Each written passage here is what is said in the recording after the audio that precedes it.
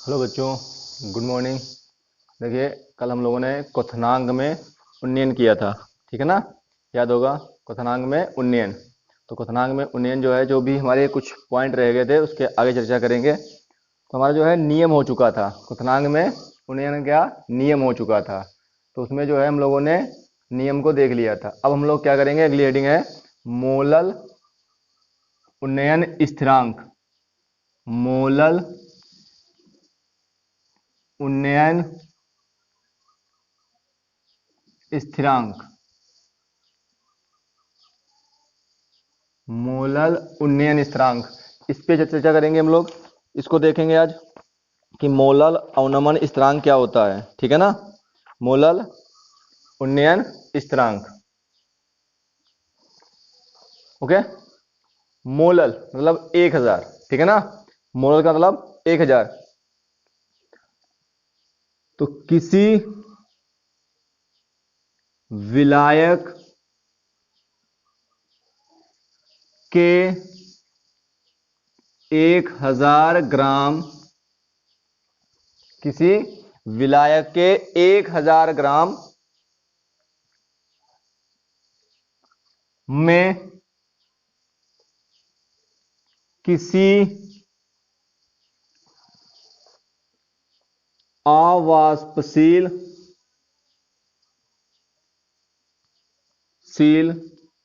किसी विलायक के 1000 ग्राम में किसी अवाष्पशील विद्युत अनअपघट्ट विद्युत अनअपघट्ट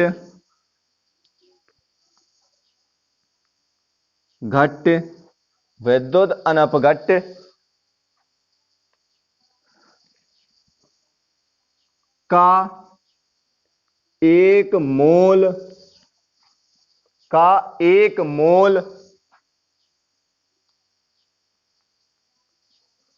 घोलने पर क्वथनांक में होने वाली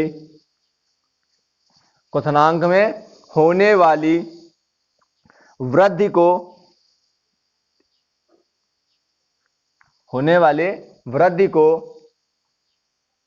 मोलल उन्नयन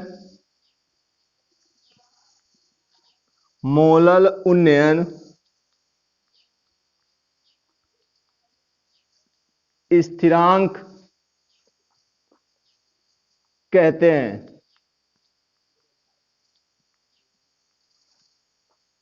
ठीक है ना। कहने का मतलब यह है कि हमारे पास में विलायक है जिसकी मात्रा है 1000 ग्राम, ओके। मान लीजिए इसके अंदर में एक विद्युत अनपघट्ट का मतलब है ऐसे पदार्थ जिनके जलीय विलयन में विद्युत प्रवाहित ना की जा सके। तो मैं विद्युत अनपघट्ट लेता हूं, मान लीजिए चीनी है, ठीक है। चीनी के जलीय विलयन में विद्युत नहीं प्रवाहित कर सकते हैं क्योंकि चीनी अपने आयनों में टूटती नहीं है। अब मैंने इसमें जो चीनी है, चीनी को घोला, तो चीनी कितनी घोलनी है हमको? 1 मोल। 1 मोल हमें चीनी घोलनी है इसमें। और 1 मोल चीनी घोलने पर क्या हुआ, मान लीजिए यहां पर मैंने जल ले रखा था 1000 ग्राम, ठीक है। तो 1000 ग्राम जो मैंने जल लिया है, पानी लिया है, उसके अंदर चीनी को घोलना है। तो जल का आप जानते हैं 100 डिग्री सेल्सियस होता है क्वथनांक। जैसे ही चीनी को घोलेंगे उसका क्वथनांक बढ़ जाएगा, जो उसमें वृद्धि होगी। तो मान लीजिए जो चीनी हमने घोली तो उसका जो है क्वथनांक 120 डिग्री सेल्सियस हो गया। पहले कितना था शुद्ध के रूप में, शुद्ध अवस्था में 100 डिग्री सेल्सियस। चीनी मिलाने के बाद क्वथनांक कितना हो गया? 120 डिग्री सेल्सियस। तो कितना बढ़ गया? 20 डिग्री सेल्सियस बढ़ गया। तो वो वृद्धि हमारी क्या कहलाती है? मोलल उन्नयन स्थिरांक कहलाती है, ठीक है ना। ओके। स्क्रीनशॉट ले लीजिए इसका। अगली हेडिंग है हमारी मोलर के बाद में मोलर, मोलर उन्नयन स्थिरांक। मोलर वहां पे था मोलल, मोलल में 1000, मोलर में आपको करना है यहां पर 100 ग्राम, बाकी पूरा सेम है, ठीक है ना। आवासशील विद्युत अनपघट्य का 1 मोल घोलने पर क्वथनांक में होने वाली वृद्धि को मोलर उन्नयन स्थिरांक कहते हैं। सेम है, वही चीज है, बस याद रखना है मोलल में 1000 ग्राम विलायक लेना है और मोलर में 100 ग्राम विलायक लेना है, और विद्युत अपघट्य जो विद्युत अनपघट्य ले रहे थे उसका 1 ही मोल लेना है हमको। स्क्रीनशॉट ले लीजिए, मिटा दें, ठीक। आगे देखिए,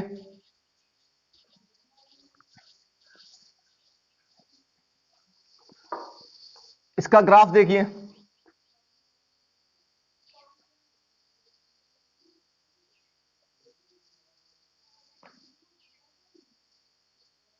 ये मैं ग्राफ बना रहा हूं, आप जानते हैं एक्स अक्ष और वाई अक्ष, ठीक है ना।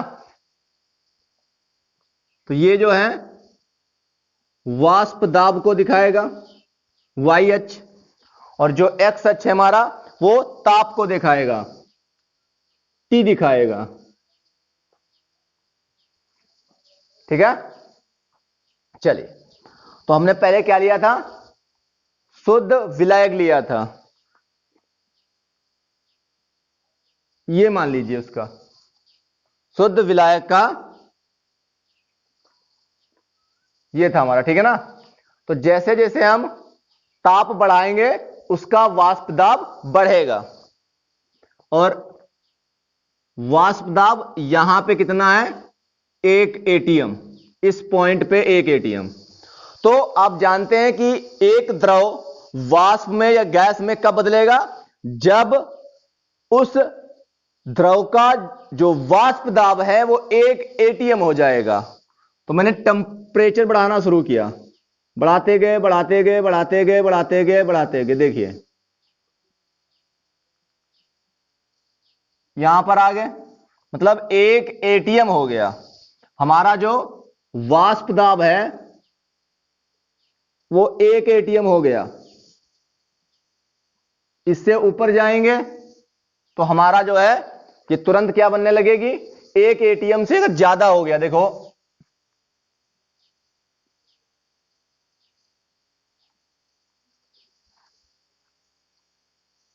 अगर इससे ज्यादा करेंगे हम, टेम्परेचर बढ़ा देंगे तो वाष्प दाब ज्यादा हो जाएगा, तुरंत वाष्प बनने लगेगी, गैस बनने लगेगी लिक्विड की, ठीक है ना। और नीचे है तो लिक्विड है, यानी कि ये लिक्विड है और ये गैस है, और यहां पर जो ये पॉइंट है, ये वाला पॉइंट जो है लिक्विड और गैस, यानी कि साम्य अवस्था में, इक्विलिब्रियम में रहता है, यहां पर है, ठीक है। अब हम क्या ले रहे थे, विलयन, तो विलयन ले लिया हमने, और विलयन का जो है जैसे ताप बढ़ाएंगे वाष्प दाब बढ़ेगा बढ़ेगा,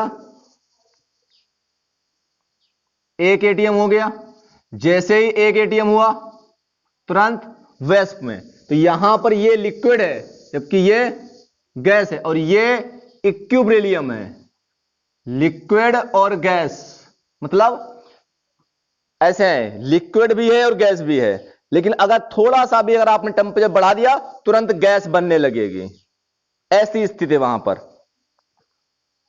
हो गया। तो अब आप देखिए,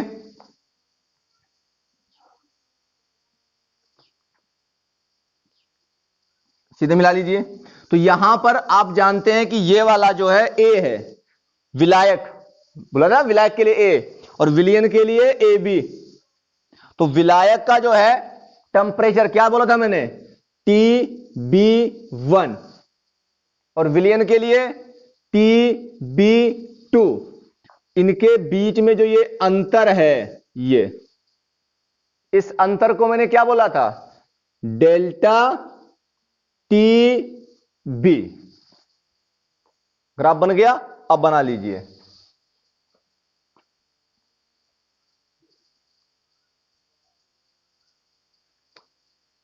बन गया। आगे न्यूमेरिकल को देखेंगे।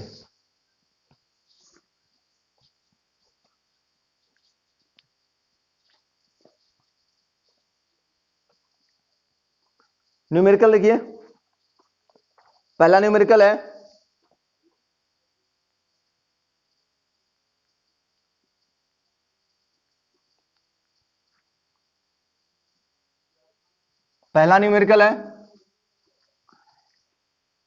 जल का मोलल उन्नयन स्थिरांक, जल का मोलल उन्नयन स्थिरांक, जल का मोलल उन्नयन स्थिरांक 0.56 प्रति किलोग्राम है।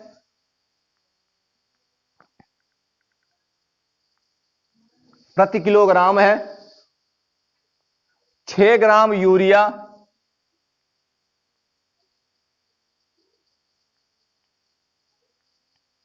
6 ग्राम यूरिया को 200 ग्राम जल में घुला है। जल में विलीन, जल में विलीन कर बने घोल, बने घोल, बने घोल के क्वथनांक, के क्वथनांक की गणना कीजिए, की गणना कीजिए।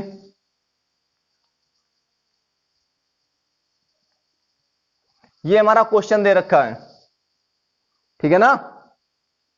और क्या पूछ रहा है, देखिए 200 ग्राम जल में विलीन कर बने घोल के क्वथनांक की, जो घोल हमने बनाया है उसका जो है हमें क्वथनांक चाहिए। ध्यान से देखना, पहला सवाल है जल का मोलल, मोलल उन्नयन स्थिरांक को मैंने बोला था केबी, तो केबी बराबर है 0.56 प्रति किलोग्राम। ओके। इसके बाद में आप जानते हैं विलेय और विलायक में तरीका बताया था आपको। सबसे पहले विलेय और विलायक, विलेय है बी और विलायक है ए। तो हम लोगों ने ग्राम दिया है यूरिया को 200 ग्राम जल में, तो WA कितना है 200 ग्राम, विलायक का भार WB कितना है 6 ग्राम, यूरिया का भार, विलेय का भार MB कितना होगा, यूरिया का अणुभार कितना होता है NH2CO NH2 निकालना मैंने बताया था कैसे निकालते हैं, कितना होता है 60। तो MB कितना है हमारे पास 60 है, 60 है, ठीक है ना। कितनी वैल्यू हो गई, किसकी वैल्यू पूछ रहा है हमसे, डेल्टा TB क्वेश्चन मार्क है।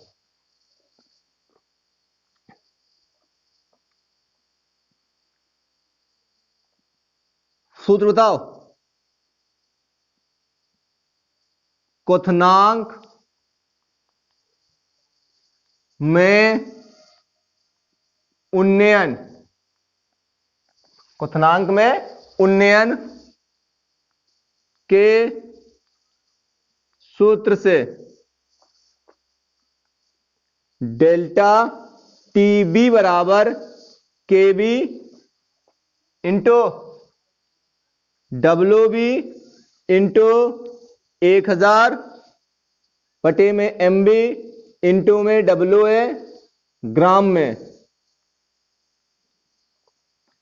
डेल्टा TB बराबर KB की वैल्यू 0.56 गुणे WB की वैल्यू 6 ग्राम गुणे 1000, MB की वैल्यू 60, WA की वैल्यू कितनी थी 200 ग्राम।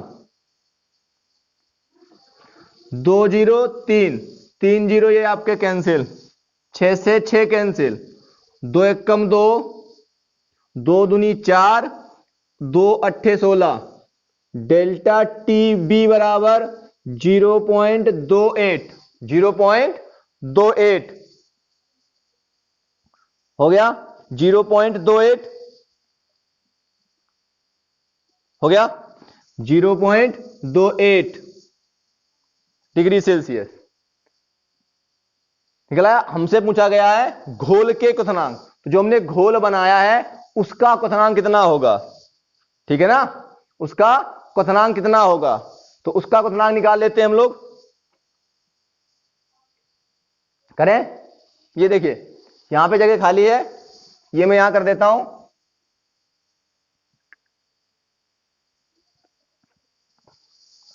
यहां देख लीजिए,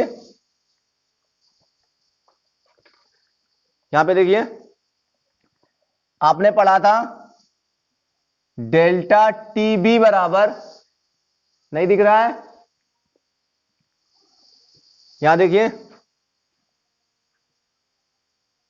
डेल्टा TB बराबर, देखिए दिख नहीं रहा उसमें है, इतना कर लीजिए पहले, हो गया। ये ऊपर वाला जो सवाल लिखा था वो मैंने मिटा दिया, यहीं पे लगा दूंगा। आपने पढ़ा था डेल्टा TB बराबर TB2 माइनस TB1, याद है ना। हमें जो दिया है डेल्टा TB दे रखा है, कितना है 0.28 और हमारे पास TB2 पता नहीं है। विलियन का घोल का, तो मैं घोल का ज्ञात करना ना, विलियन का घोल मतलब विलियन ही तो बनाना होगा। और TB1 क्या होता था, जो हमारे पास में विलायक हुआ करता था, शुद्ध विलायक का क्वथनांक। तो यहां पर विलायक कौन है, जल, और जल का क्वथनांक कितना होता है 100 डिग्री सेल्सियस। अब 100 इधर लेके जाओ, TB2 बराबर, ये माइनस का इधर लेके जाओगे 0.28 प्लस 100, तो TB2 बराबर हो जाएगा 100.28 डिग्री सेल्सियस। ये है आपका जो हमसे पूछा गया था, घोल के क्वथनांक की गणना कीजिए। तो ये घोल का क्वथनांक है, तो पहले डेल्टा TB का मान निकालेंगे, उसके बाद में घोल के क्वथनांक की बात करेंगे हम लोग।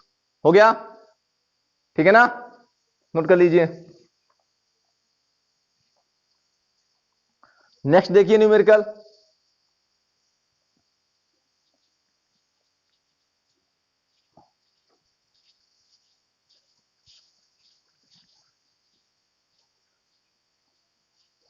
अगला है दूसरा न्यूमेरिकल है ग्लूकोज के एक जलीय विलयन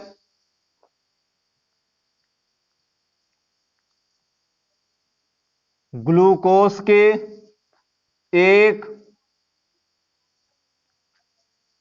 जलीय विलयन ग्लूकोज के एक जलीय विलयन जिसमें 12 ग्राम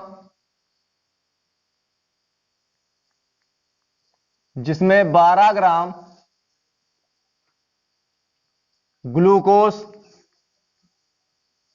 जिसमें 12 ग्राम ग्लूकोज, 100 ग्राम जल में घुला है, 100 ग्राम जल में घुला है, का क्वथनांक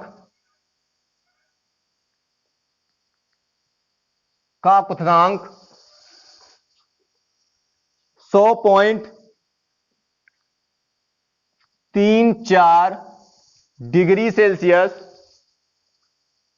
है।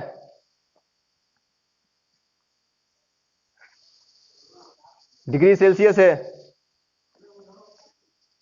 और शुद्ध जल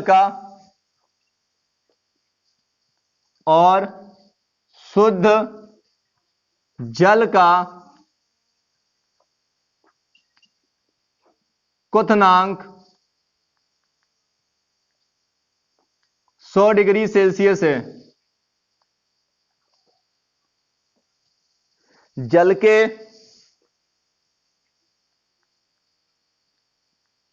मोलल